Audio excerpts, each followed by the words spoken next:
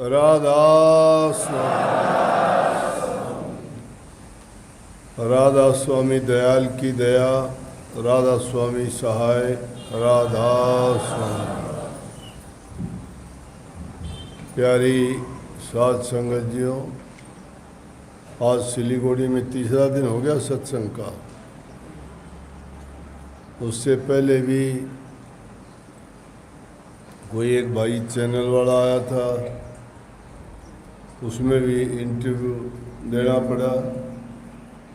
खरसांग होके आए, सुबह से ही थोड़ा टाइम बीच में मिला है,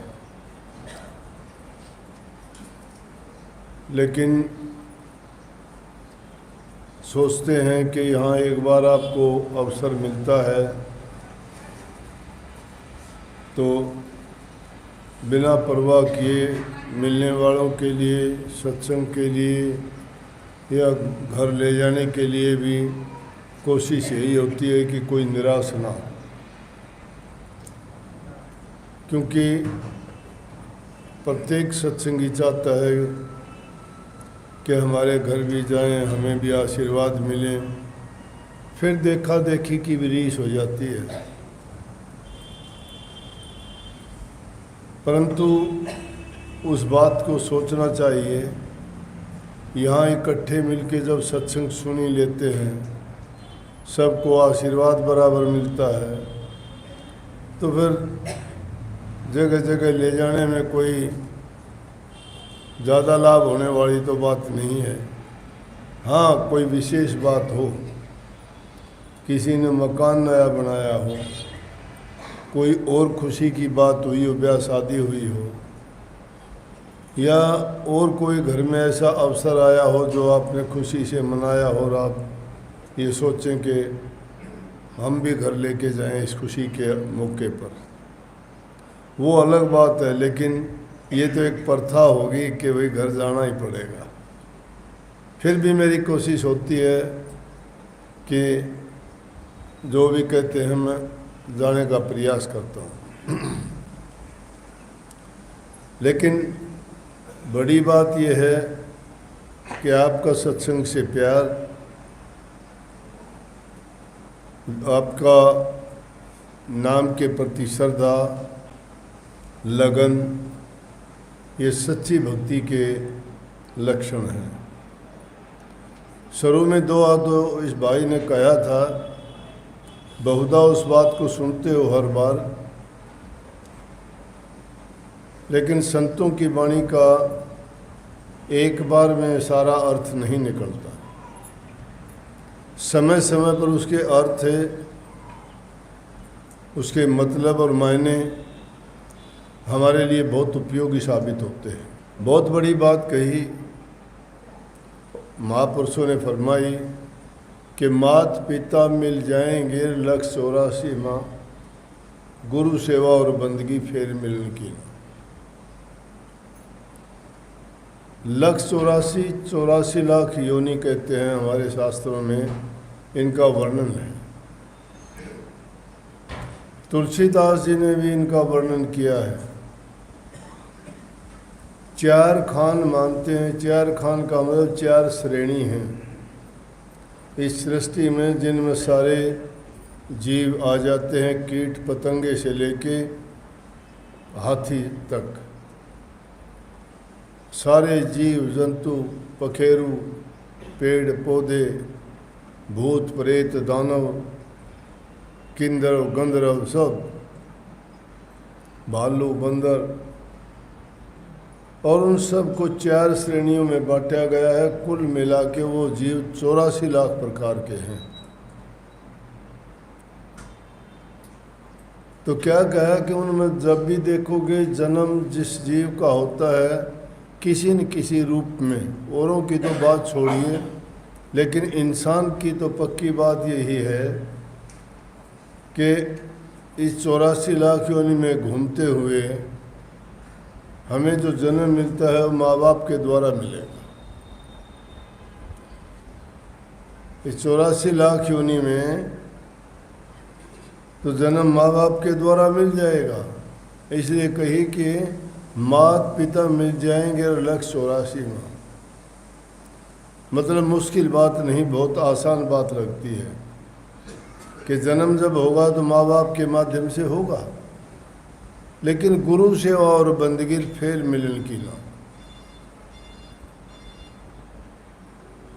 गुरु सेवा क्या है? गुरु भक्ति, और बंदगी उनकी सेवा स्वरूपा, उनकी आज्ञा का पालन, उनके वचन पर चलना। और उसमें हित किसका है? हमारा जीव का। और वो मुश्किल बात इसमें क्या कह दी कि वो फिर मिलने की नहीं है। कहने का मतलब मनुष्य का जीवन बार बार नहीं मिलता। ये 84 लाख योनि में अलग अलग जीवन भोग के मुश्किल से हमारे पिछले जन्मों के बड़े नेक, शुभ और पवित्र कर्मों के कारण इंसान का चोला मिलता है। तो इंसान के चोले को इतना बड़ा क्यों मानते हैं? 84 लाख योनि में सारी चीज़ें आपको मिल जाएंगी दुनियादारी में जो भी है, परंतु सत्संग नहीं मिलेगा, गुरु नहीं मिलेगा, नाम नहीं मिलेगा, भक्ति करने की जुगत तरीका नहीं बता सकेगा कोई भी। यही एक ऐसा अवसर है मनुष्य चोले का कि इसमें गुरु मिलता है, दूसरे किसी जीव का गुरु नहीं है।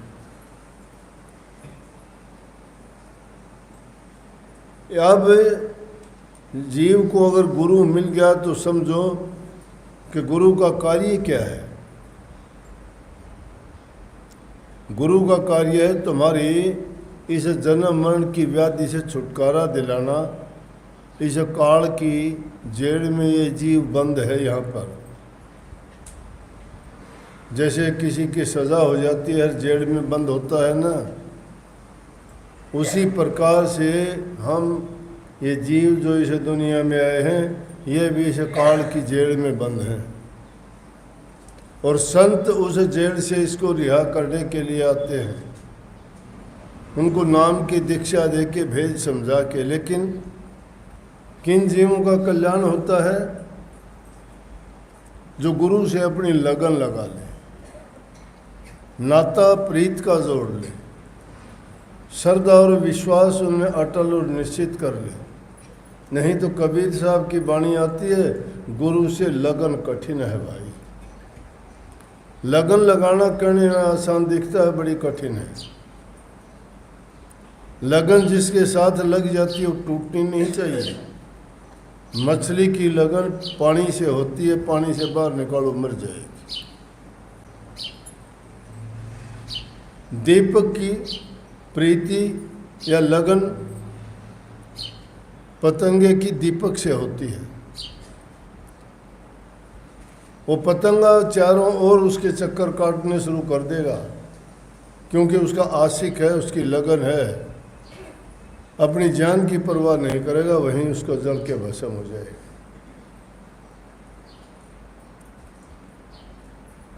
इसी प्रकार से हिरण की लगन नादों से होती है।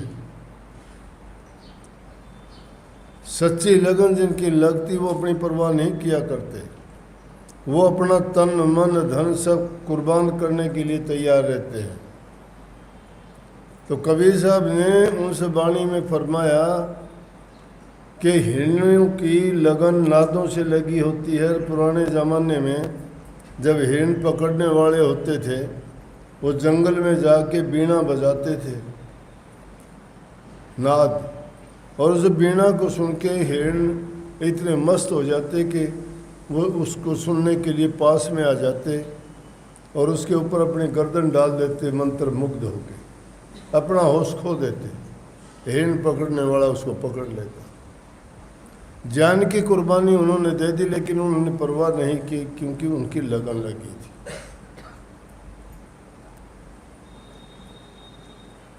मछली की देखो, इसलिए दूसरी जगह संतों ने फरमाया कि उस लगन को कच्ची नहीं पक्की करो।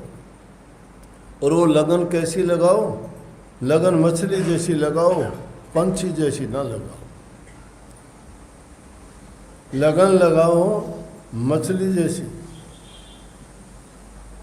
जल सूखे मर जाए। लगन ना लगाओ पक्षी जैसी कि जल सूखे उड़ जाए। किसी तालाब में अगर जल सूख जाता है, वहाँ पक्षी क्यों आएंगे? उसको छोड़ के चले जाएंगे। लेकिन मछली कहाँ जाएगी? जल सूख गया तो वहीं मर जाएगी, वो छोड़ के नहीं जाएगी। इसलिए तुलना इस बात की कि प्रीत गुरु से ऐसी लगाओ, परंतु वो प्रीत लगानी बड़ी कठिन है। अगर ऐसी प्रीत कोई लगा लेता है तो उसका जीवन सफल हो जाता है, उसको ज़रूरत नहीं रहती, उसको फिर कोई चिंता नहीं रहती, उसका जन्म मरण का सब चक्कर छूट जाता है। लेकिन वही लगन लगानी कठिन है। लगन तो एक पतिव्रता स्त्री अपने पति से लगाती है, चिता में उसके साथ सती हो जाती है, अपनी परवाह नहीं करती। जैसे सती चढ़े सत ऊपर पिया की राय बन भाई, पावक देख डरे वा नाही हस्त बैठ शरमाए। सती जो पतिव्रता स्त्री है, उसकी लगन अपने पति से ऐसी लगी होती है कि वो अग्नि को देख कर डरती नहीं है, उसके साथ ही जल जाती है। तो इस सच्ची लगन की अगर क्यों ऐसी प्रीत की ज़रूरत है? दुनियादारों से प्रीत लगाओगे, उसके बदले में आपको मिलेगा क्या? वो सारी की सारी प्रीत या वो सारे के सारे रिश्ते नाते मतलब के हैं, वो सारे नाते स्वार्थ के हैं। और जहाँ स्वार्थ से मतलब जब होता है, जब तक मतलब रहता है तब तक तो उनकी प्रीति बहुत होती है, और जब मतलब निकल जाता है तो प्रीति तोड़ते हुए देर नहीं करते। लेकिन सद्गुरु से लगाई गई प्रीति टूटने वाली नहीं होती, वो सच्ची प्रीति होती है। वो बंधन ज्ञान का होता है, वो बंधन किसी रस्से या धागे का बंधन नहीं है, वो बंधन वचन का है। इसीलिए तो संतों की शरण में जो गए, उनके ऐसे बंधन बांध लिए उन्होंने। क्यों? उन्होंने इस गुप्त भेद को पहचान लिया कि जो हित तुम्हारा संतों से है, वो दुनियादारी की और कोई चीज़ तुम्हारा हित पूरा नहीं कर सकती। और जो कोई भक्ति करता है, नाम का सुमरण करता है, उसकी प्रीति में कमी नहीं आती, वो प्रीति ज़्यादा से ज़्यादा बढ़ती जाती है। उस प्रीति में विरह होती चली जाती है, उसमें विश्वास अटल और पक्का और ज़्यादा होता चला जाता है। उसको वो शांति मिलती है उससे कि दुनियादारी की कोई चीज़ उसको इतनी खुशी, इतना आनंद नहीं दे सकती। लेकिन वो समझ में कब आता है? उस चीज़ का आनंद और स्वाद इंद्रियों का भोग नहीं है। हम जो इंद्रियों के भोग हैं उसको तो जल्दी पकड़ लेते हैं, ये खट्टा है, ये मीठा है, ये स्वाद है, ये खराब है, इसमें बदबू है, इसमें खुशबू है, ये प्यारा है, ये गंदा है, ये चंगा है। ये ज्ञान इंद्री बता देंगे हमें।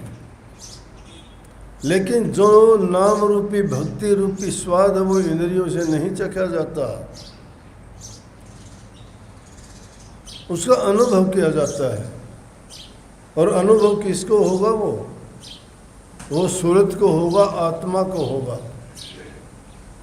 वो रूहानी ताकत जब मिलनी शुरू होती है तो उस आनंद को तो वो समझती है। दुनियादारी के आनंद को मन समझता है। मन इंद्रियों के माध्यम से, इंद्रियों के द्वारे बैठकर सब क्रियाएं वो करवाता है। लेकिन जब हम गुरु की शरण में चले जाते हैं और गुरु से नाम की दीक्षा ले लेते हैं तो वही मन हमारा साथी बन के हमारी मदद करता है, और फिर वो साथी रूह का बन जाता है। रूह जो कहती है वही काम करता है। और गुरु की शरण में जब चला जाता है तो ये मन की हालत ऐसी बन जाती है, जो पहले उल्टे मंदे कर्म करता था वो अब अच्छे और भले काम करने लग जाता है। उसकी दुर्मति भाग जाती है और सुमति आ जाती है। जहाँ दुर्मति है वहाँ अनेकों प्रकार के दुख हैं, और जहाँ सुमति है वह नाना प्रकार के सुख है। ये तो हमारे अच्छे कामों का ही फल है। जो कर्मेंद्रियों के द्वारा काम करते हैं उसी से दुर्मति भागती है, सुमति आ जाती है, कुमति चली जाती है। और गुरु की शरण में जाके जिस जीव की ज्ञान चक्षु खुल जाते हैं उनको इन चीज़ों का अनुभव होता है। हम प्रयास करते हैं, वाणियों में खोजते हैं, किताबों में ढूंढते हैं, हर प्रकार की उसकी तलाश करते हैं, लेकिन सच्ची लगन जब लग जाती है वो हमारे से दूर नहीं, हमारे पास है, हमारे अंदर में है। और वो एक दिन में नहीं, समय लगता है। जब कोई भी आप काम करते हो, चाहे आप घर में खाना बनाते हो, रोटी बनाते हो ना, आपको पता है कि वो कब कच्ची है, कब जाके पकती है। इसी प्रकार से जब अंदर में तुम नाम की कमाई करोगे तब अनुभव होगा। जब नाम का अभ्यास करोगे और नाम जपते चले जाओगे, तो संतों ने बार बार ये बात दोहरा के क्यों कही कि बार बार अभ्यास करने से मंदमति हो, जड़मति हो, वो भी ज्ञानवान और बुद्धिमान बन जाता है। क्यों कहते हैं कि वो प्रकाशित हो जाता है। ज्ञान और प्रकाश दोनों एक ही चीज़ हैं। प्रकाश के बिना ज्ञान नहीं हो सकता। अंधकार में आप कोई चीज़ खोजने का प्रयास करो, कुछ नहीं मिलेगा। लेकिन प्रकाश हो जाता है, सारी चीज़ आपको नजर आएगी। ज्ञान भी, अज्ञान में तुम्हें पता नहीं कौन क्या चीज़ है, ज्ञान हो जाता है, आपको पता लग जाता है कि ये चीज़ क्या है, इसमें क्या गुण है। इसीलिए कहते हैं कि गुरु की शरण में जब चले जाते हैं तो गुरु तुम्हारे अज्ञान को मिटा के ज्ञान दे देता है, तुम्हारे अंधकार को मिटा के प्रकाश में ला देता है, तुम्हारी दुर्बुद्धि को हटा के कुबुद्धि को दूर करके सद्बुद्धि ला जाता है, दुर्गुण मिटा के सरगुण आ जाते हैं। नकारात्मक शक्तियाँ जो पहले से ही काल ने हमारे अंदर एक्टिवेट करके छोड़ दी हैं, वो बिना बताए बिना समझाए भी हमारे से उल्ट काम करवाती रहती हैं। लेकिन जो नाम जब मिल जाता है, उसका अभ्यास करते हैं, उसके बाद में जो हमारी पॉजिटिव पावर्स हैं वो शक्तियाँ हमें जगानी पड़ती हैं। और वो कब जगाई जाएंगी? नाम का अभ्यास करोगे तब जागृत होंगी। बिना नाम के अभ्यास के चाहे कोई कितना ज्ञानवान, कितना पढ़ा लिखा, कितना ही विद्वान हो, उनके मतलब की बात नहीं। असल ज्ञान अनुभव से होगा। और ज्ञान सब ज्ञानड़ी और ब्रह्म ज्ञान सोई ज्ञान। और चीज़ों का ज्ञान क्या है सब जानते हैं, अपने अपने क्षेत्र में जो काम करता है बड़ा ज्ञान है उनका। लेकिन ब्रह्म ज्ञान जो है, अध्यात्म है, वो सब ज्ञानों का ज्ञान है, सब उसके नीचे आते हैं, सबका समावेश उसी में है। इसलिए जब वो ज्ञान चक्षु खुल जाता है, और वो खुलेगा किस चीज़ से? अभ्यास से। अभ्यास किसकी रहनुमाई में? गुरु की आज्ञा में रह के उनके वचन की पालना करने से हमारे वो ज्ञान चक्षु खुलते जाए। अब बैठते हैं नाम के लिए, ध्यान कहीं और होता है। बैठते हैं सुमरण करने के लिए, विचार कहीं और घूमते हैं। रोग बीमारी है तो उसका सुमरण है रात दिन, कोई घर में परेशानी है तो उसका चिंतन रहता है, अगर कोई कारोबार की कमी है तो उसमें, अरे कुछ समय तो ऐसा लगा लिया करो कि उन चीज़ों को एक तरफ छोड़ के जो दाता सब चीज़ों का देने वाला है उसको याद किया करो, उससे फरियाद किया करो, वो सब चीज़ें देगा। आपके दुखों को भी हर लेगा, शांति भी देगा, आपकी ज़रूरतों को भी पूरी करेगा, रोग बीमारी तकलीफ है वो भी वही भी ठीक करेगा। अगर किसी दूसरे के माध्यम से होती है तो भी उसकी कृपा के बिना नहीं होता। कोई डॉक्टर वैद्य हकीम भी तुम्हारी अगर आके ठीक करता है तो उसमें भी वही होता है। ये तेल की मालिशों और करीमों से नहीं होता। उस मालिक का जब वो दवाई क्यों कही कि दवाई पीरे नाम की तेरा जन्म मरण कटे रोग, वो अमृत दवाई पी लो। लेकिन उसके लिए इसीलिए कई गुरु से लगन कठिन, लगन कठिन है। लगन सच्ची लग जाएगी, उसके लिए बैठोगे तो बेपरवाह हो जाओगे, भूल जाओगे सब चीज़ों को। अब ये थोड़ा है, एक मुसलमानों में 5 नमाज पढ़ना बहुत बड़ी चीज़ मानते हैं। तो एक बैठा हुआ मुसल्ला बिछा के और उसके ऊपर नमाज पढ़ रहा था। वो नमाज पढ़ने में लगा हुआ था, लेकिन उसी टाइम क्या हुआ कि एक स्त्री थी और उसका पति उससे रूठ गया। किसी बात पे कहा सुनी होने के कारण उसका पति कहने लगा, चल रोज़ाना के झगड़े करती है, मैं आज घर छोड़ के ही चला जाता हूँ, अब मुड़ के नहीं आऊँगा। वो घर छोड़ के भाग लिया। उसने सोचा कि कभी ये वापस आए ना, कोई बात नहीं, घरों में झगड़े होते हैं। वो बेचारी मनाने के लिए भाग ली। उसने सोच लिया कि कभी ये मुड़ के आए नहीं, मुश्किल हो जाएगी।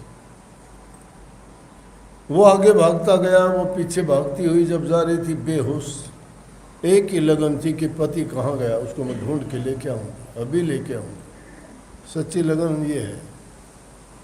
लेकिन वो लगन दुनियादारी की ही थी। और ऐसी सच्ची लगन प्रभु से लगा लो, मालिक से लगा लो, तो क्या कहना। वो उसे भागती हुई जा रही थी, रास्ते में वो बैठा हुआ नमाज पढ़ रहा था। उसके मुसल्ले को कुचलती हुई चली गई, उस पर पैर रखती हुई। अब वो तो बहुत पवित्र चीज़ माना जाता। मुसल्ला ऐसा कपड़ा होता है जिसको बिछा के नमाज पढ़ते, उसको मुसल्ला कहते हैं। उस पर पैर रखती हुई चली गई, भागी हुई। उसको बड़ा क्रोध आया, उठा हुआ। लेकिन जब तक वो अपने पति को मना के ले आई, और जब वापस आई तो उसने जब देखा, देख के वो कहने लगी, बोला तुझे शर्म नहीं आई। वो कहने लगी क्यों, क्या कर दिया मैंने। बोला इससे ज़्यादा और क्या करेगी। बोला बताओ तो क्या कर दिया मैंने। मैं तो अपने काम से गई थी, मेरा कोई लेना देना नहीं, कोई बात नहीं, कोई आपसे मेरा क्या संबंध, क्या कर रहे हो आप। बोला कि मैं यहाँ बैठा हुआ नमाज पढ़ रहा था, आपने मेरे मुसल्ले पर पैर रख के चले गई। बोला ये नापाक कर दिया आपने। मैं खुदा की बंदगी कर रहा था और इस पर पैर रख के आपने नापाक कर दिया। बोले कि नर राची सूझी नहीं, तू राचा रहमान। नर राची सूझी नहीं, अरे मैं तो इंसान की लगन में बेवकूफ़ पागल हुई फिरी जा रही थी, मुझे पता ही नहीं, सूझी नहीं, मुझे ज्ञान नहीं रहा कि तेरे मुसल्ले पर पैर रख दिया। लेकिन खुदा के बंदे, तू तो खुदा की लगन में था, तुझे कैसे पता मैं पैर रख के चली गई।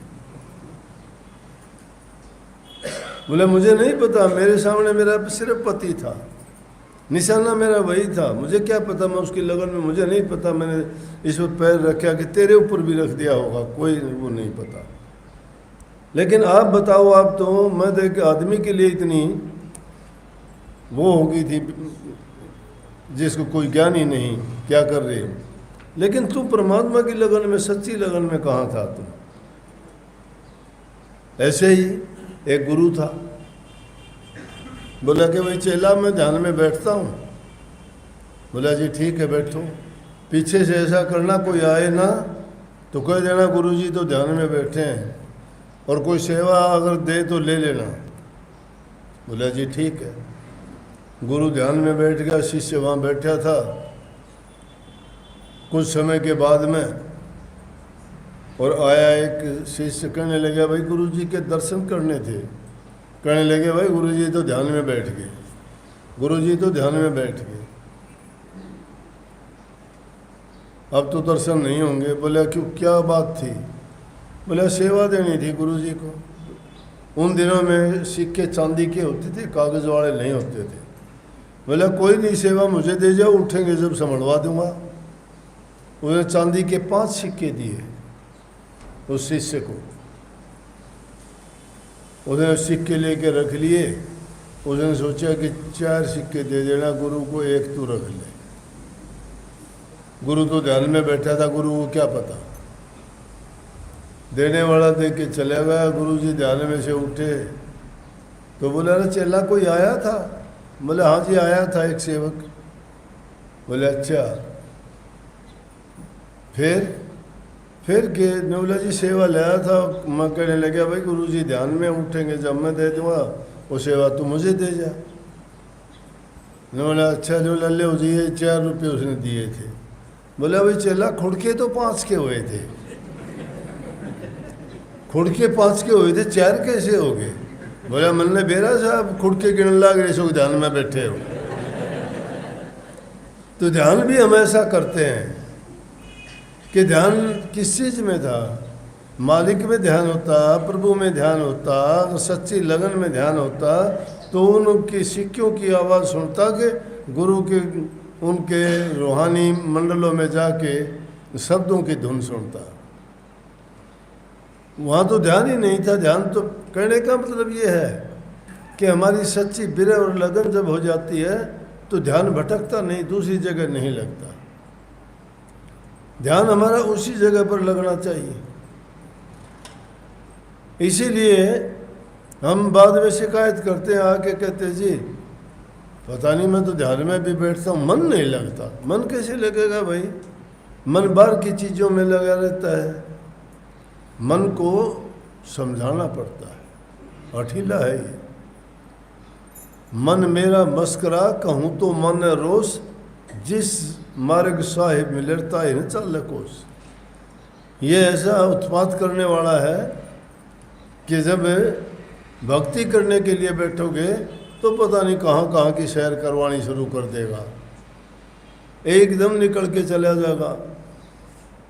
लेकिन उस टाइम पे ऐसा करो, गुरु को याद करो। अभ्यास के दौरान जब मन भागता है, नंबर 1 गुरु का ध्यान करो। नंबर 2 अपने आप को लानत दो कि जिस काम के लिए मैं बैठा था वो काम क्यों नहीं करता। और सारे कामों में मैं कितना चतुर हूँ, कितना मन लगाता हूँ, लेकिन प्रभु के नाम से मैं क्यों दूर भागता हूँ। जो मेरे सारे काज संवारता है उसी से मैं दूर भागता हूँ। तो ये तो मेरे जैसा लापरवाही और मेरे जैसा पापी कोई नहीं होगा, मेरे जैसा कुटिल नहीं होगा, खल कामी नहीं होगा। मैं अपने आप को ही धोखा दे रहा हूँ। इंसान सबसे पहले अपना नुकसान करता है। छल करो, कपट करो, बेईमाना करो, अपने आप को मार लेते हो पहले, फिर कहीं दूसरे का जाके आप बुरा कर सकते हो, और वो भी पता नहीं हो या ना हो। लेकिन उससे पहले अपने मन को तैयार कर लेते हो। उन बुराइयों को पूर्ण रूप से पूरी ताकत के साथ अपने हृदय में बैठा लेते हो कि मैंने ये करना। जब ऐसा दृढ़ संकल्प ले लेते हो, जब कोई काम क्रिया अन्वित करते हो, तब आपके अंग आपका काम करते हैं वो, तो उनका माध्यम तो मन ही हुआ, मन करवाता है। लेकिन वही मन अगर सतगुरु को सौंप दिया जाए, और हर चीज़ में जब कोई काम करते हैं तो ये सोच लिया जाए क्या मैं जो काम करने जा रहा हूँ क्या उसमें गुरु की आज्ञा है? मैं जो काम करने जा रहा हूँ वो गुरु की आज्ञा के विरुद्ध तो नहीं है, ये गुरु के नियमों का उल्लंघन तो नहीं है। अगर उनका उल्लंघन होता है तो मुझे नहीं करना चाहिए, तुम्हारा मन रुक जाएगा। मन असल में शिष्य का रहता नहीं है, बताओ। ये बात बड़ी देर से समझ में आती है। अरे नाम की दीक्षा जब देते हो तो नाम ऐसे नहीं मिलता। नहीं तो नाम क्या चीज़ है? नाम लिया जिन सब लिया सकल वेद का भेद, बिना नाम नर की गए जो पढ़ते चारों वेद। नाम जिसको नहीं मिला तो उसे चारों वेदों को पढ़ता रहो। नाम बड़ी कीमती दौलत है। नाम जिसको मिल गया उसको सारा भेद मिल गया। जब नाम की दीक्षा गुरु देता है तो आपसे ले लेता है कि भाई तेरा तन, तेरा मन, तेरा धन आज से मेरा है। मेरा का मतलब यह है कि तू अपनी मर्जी से कोई काम नहीं करेगा। तुझे हक नहीं रहा तेरी मर्जी का, तेरे मन से काम करना। मन मेरा हो चुका। तेरे धन से भी कोई ऐसा काम नहीं करेगा कि मन से कोई दान करना, पुण्य करना शुरू कर दिया। क्या पता किस गलत काम में तुम्हारा वो दान किया हुआ। वैसे अच्छी चीज़ है दान करना, लेकिन क्या पता वो दान तुमने गलत आदमी को तो नहीं कर दिया, किसी गलत जगह पे तो नहीं लग गया। गलत जगह पर लगने के कारण उसका परिणाम गलत होगा तो उसके हकदार आप ही होंगे। क्यों? आप उसको वो देते नहीं, वो गलत काम होता नहीं। वो गलत काम नहीं होता तो उसका गलत परिणाम नहीं होता। अब आपके करने के कारण वो गलत परिणाम उसका हो गया तो आपको भोगना पड़ेगा।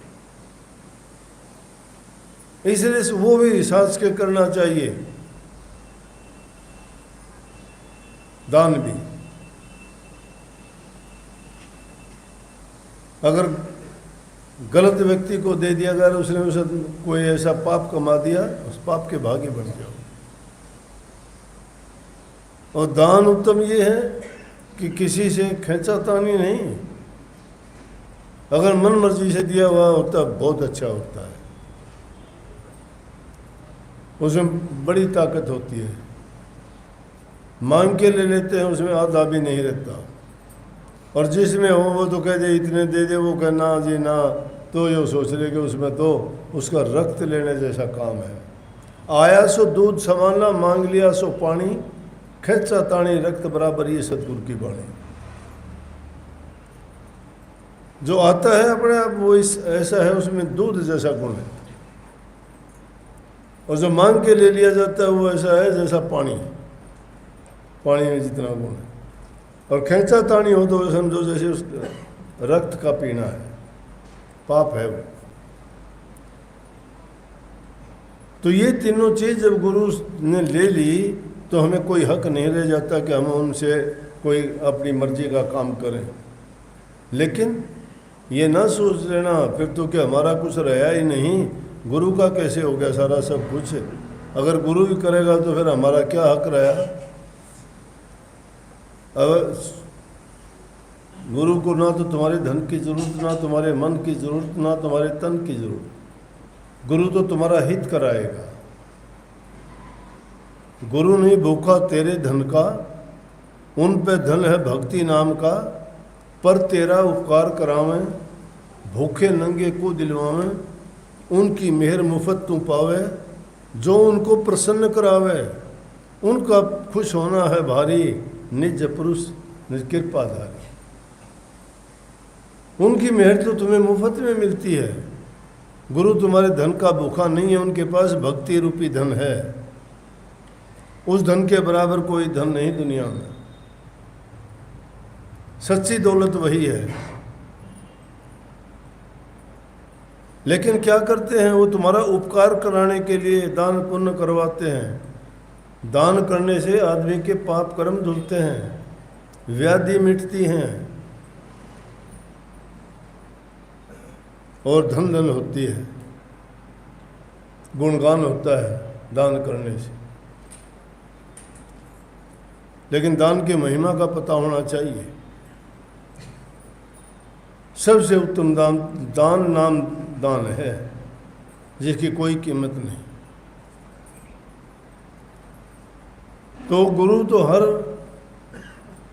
प्रकार से शिष्य के अच्छाई के लिए, उसके हित के लिए, उसके लाभ के लिए और उसके जीवन को पवित्र बनाने के लिए काम करता है। इसीलिए बार बार समझाते हैं कि भाई सब कुछ करते हुए प्रभु के नाम के लिए भी समय ज़रूर निकाला करो। प्रथम काम हमारा यही होना चाहिए कि उस मालिक को याद करो, और धीरे धीरे जब याद करोगे तो आदत बन जाएगी। वो भी आपको ऐसी आदत बन जाएगी जिस प्रकार से खाना खाने के बिना नहीं रह सकते, पानी के बिना नहीं जी सकते, उसी प्रकार से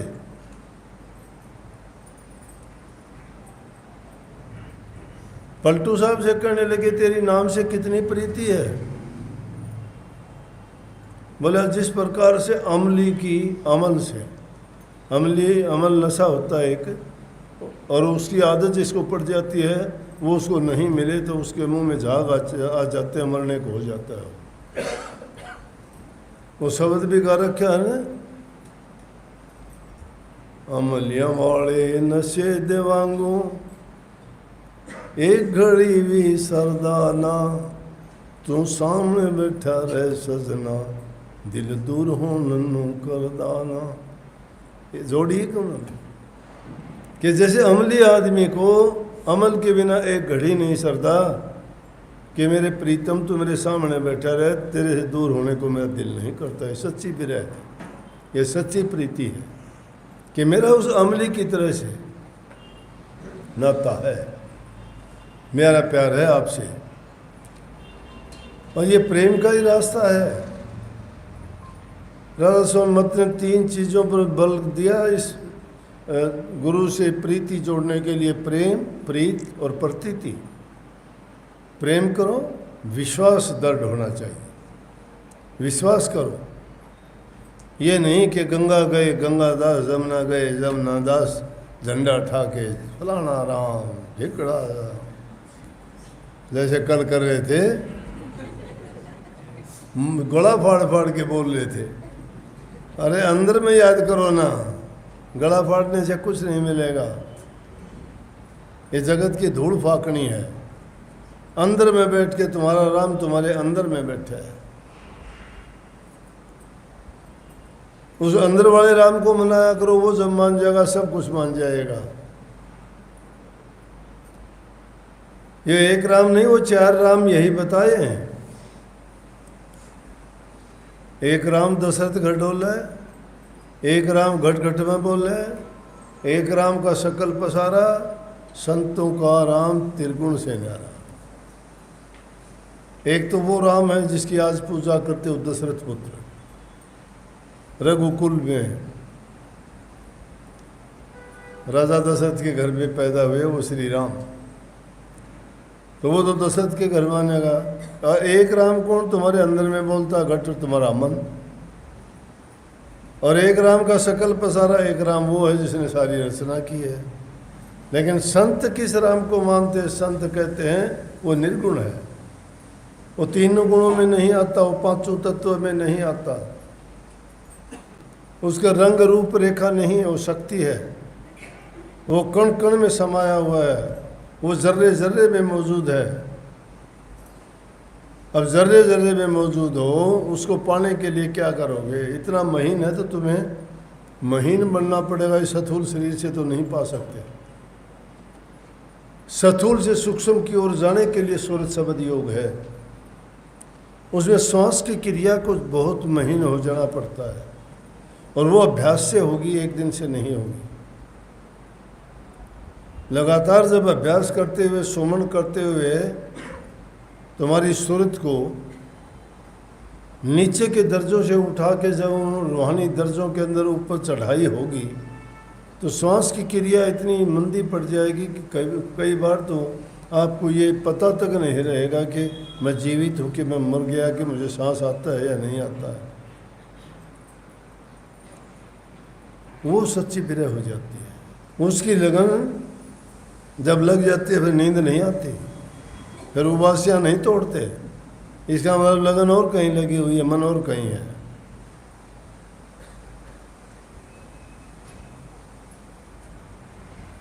मन जब हमने सतगुरु को दे दिया, मालिक को दे दिया, तो दूसरे का मन पे अधिकार ही नहीं रहा। तो अंदर में पूरी श्रद्धा के साथ, पूरे यकीन के साथ अपने आप पर विश्वास करो।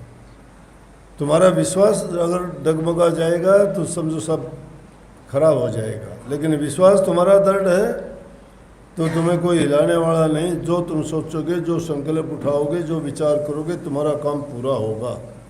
शक्ति तुम्हारे अंदर है, वो उस शक्ति को इकट्ठा करना है। इकट्ठी कैसे होगी?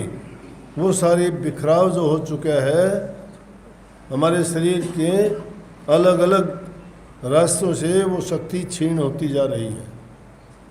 लेकिन उसी शक्ति को अगर हम अंदर में समेट के और एक बिंदु पर कायम कर लें, वही शक्ति सारे काम करती है।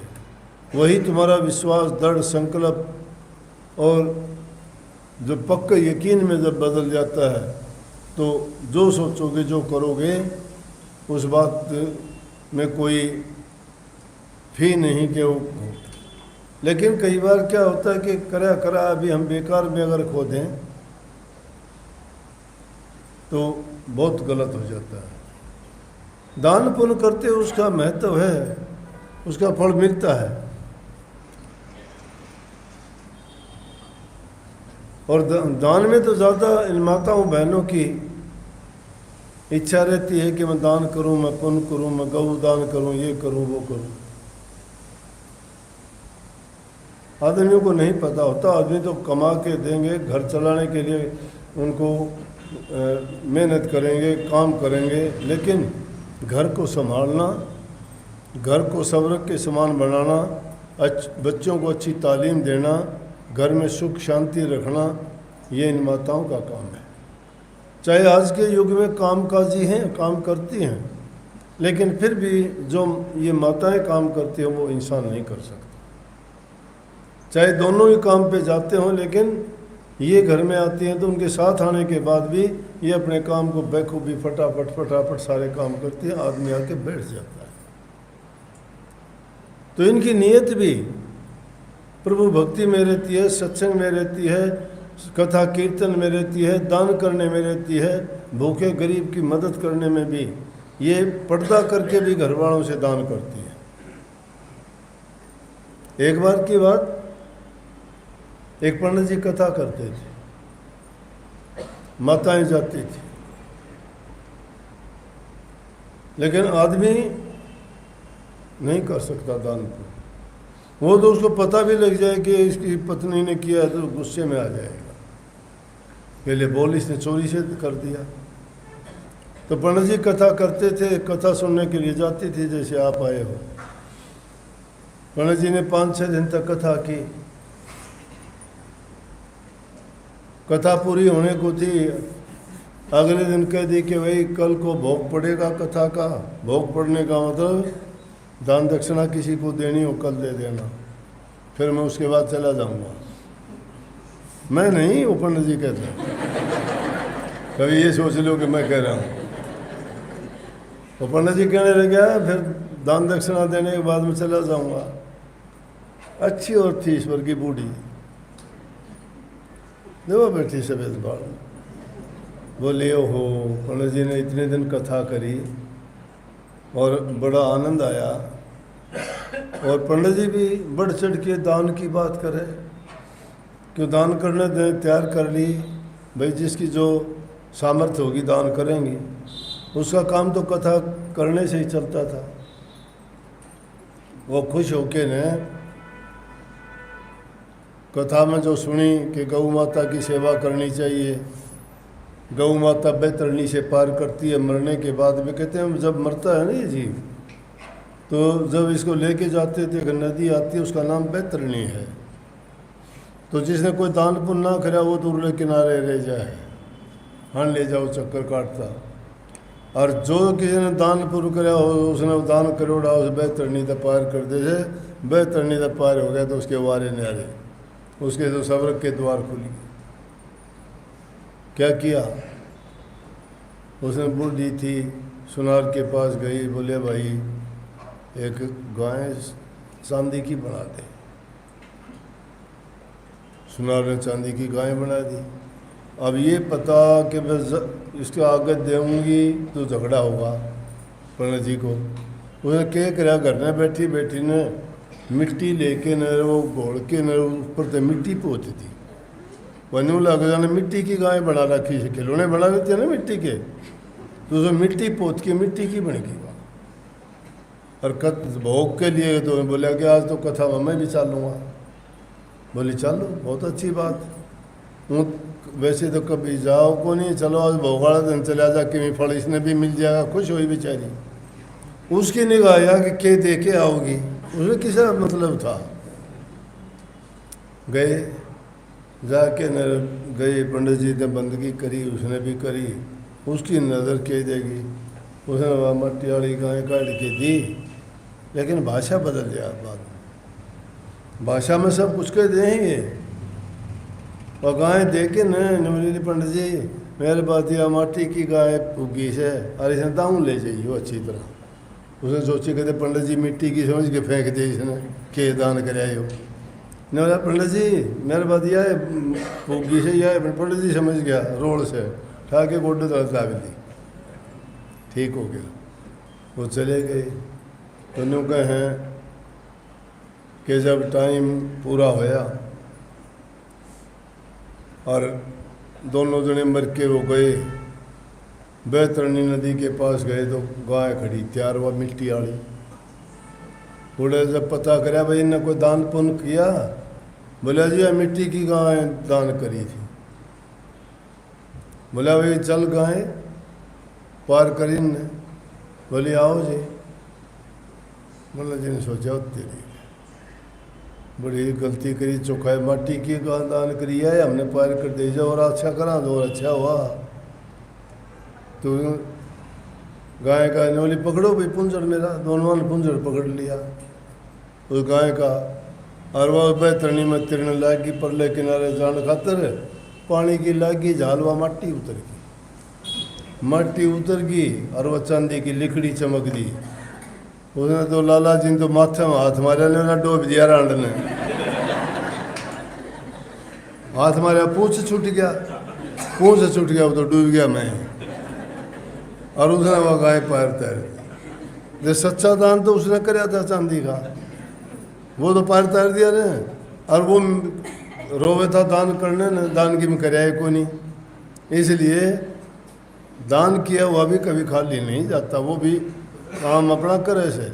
लेकिन जो नाम का दान किया होता है वो बैतरणी नहीं, वो तो भवसागर से पार कर दे, वो जन्म मरण से छुटकारा दिला दे है और जन्म जन्मांतर के सारे पाप काट के उस जीव को पाक साफ पवित्र बना देता है।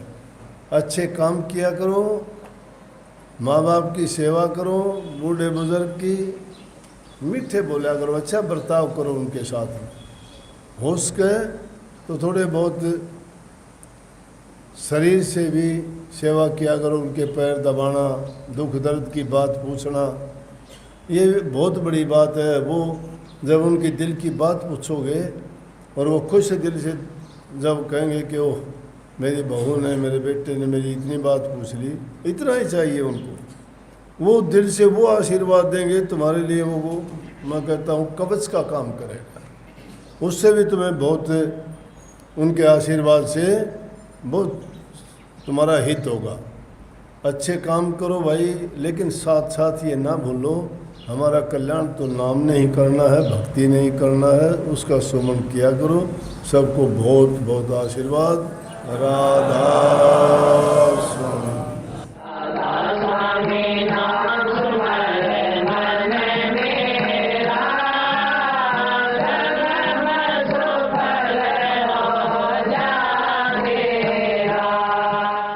आप हमारे संत वाणी चैनल को सब्सक्राइब करें, वीडियो को लाइक करें, शेयर करें और हाँ, बेल आइकन पर क्लिक करना बिल्कुल ना भूलें ताकि हमारी किसी भी वीडियो की सूचना सबसे पहले आपको मिले।